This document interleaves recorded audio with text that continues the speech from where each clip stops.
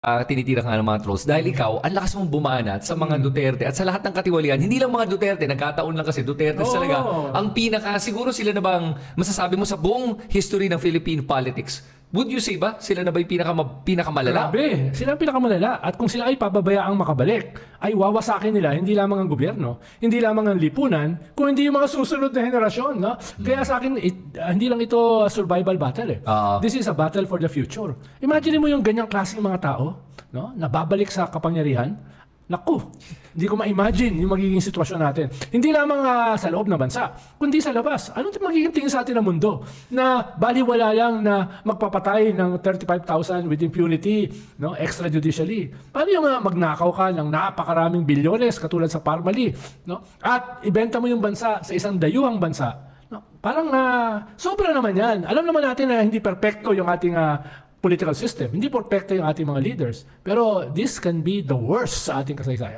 Itong si Ronald Llamas, siya yung nagparinig kay Rowena Guanzon na bumaba daw ang kanyang self-esteem dahil nga wala siyang Rolex and wala siyang Gucci. Na syempre, magpapatalo ba naman si Rowena Guanzon?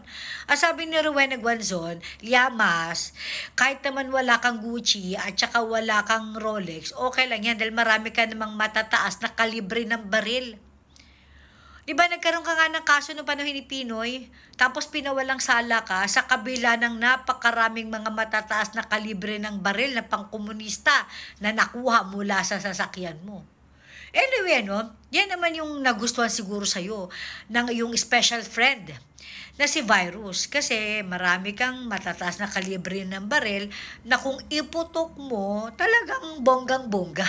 Enjoy na enjoy siguro si Virus, diba? Sa pagpapaputok mo ng mga baril mo. Alright? So, ito tayo, no?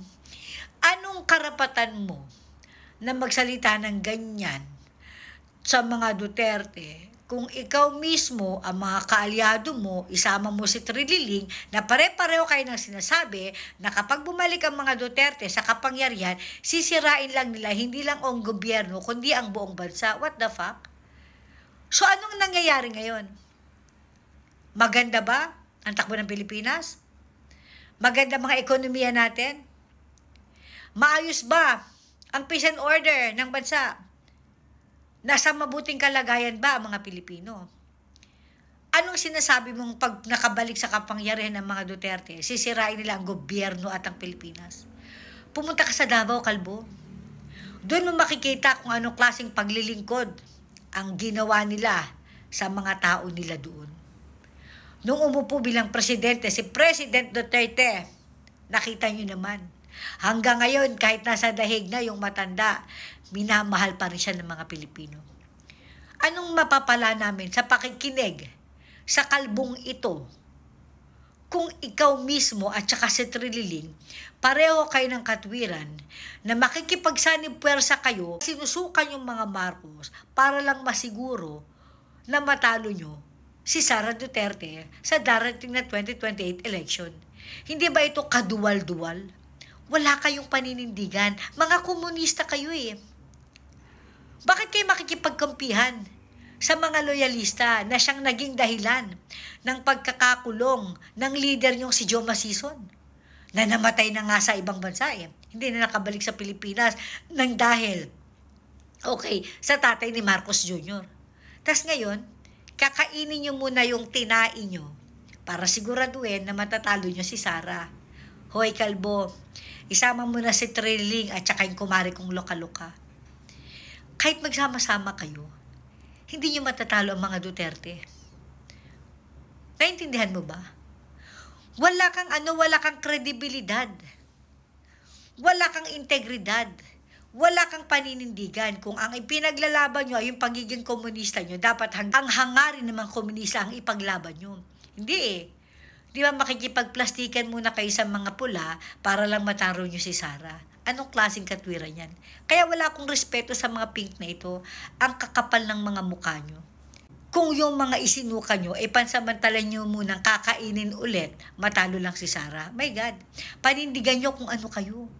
Kung dilaw ka, kung pink ka, panindigan mo. Kung galit ka sa pula, panindigan mo. Kung gusto mo ang patakaran ng mga komunista, panindigan mo. Yan ay ipaglaban mo. Hindi makikipagplastikan ka dyan sa mga isinuka nyo para lang manalo kayo. At again kahit na anong gawin nyo, alam niyo naman sa mga sarili nyo, hindi kayo mahal ng mga Pilipino. Kalbo, uulitin ko lang sa'yo. Wala ka nang Gucci, wala ka pang Rolex, pangit ka pa. Buti na lang, magaling kang pumutok. Siguro, kasi enjoy na enjoy sa kanya-kanyang special friend na si Virus sa tagal nyo nang magkaibigan. Diba, sa kabila ng itsura mo, enjoy na enjoy sa'yo itong byudang si Virus. Pagka nga naman kasi dahil marami kang baril, magaling kang pumutok. Ikaw na.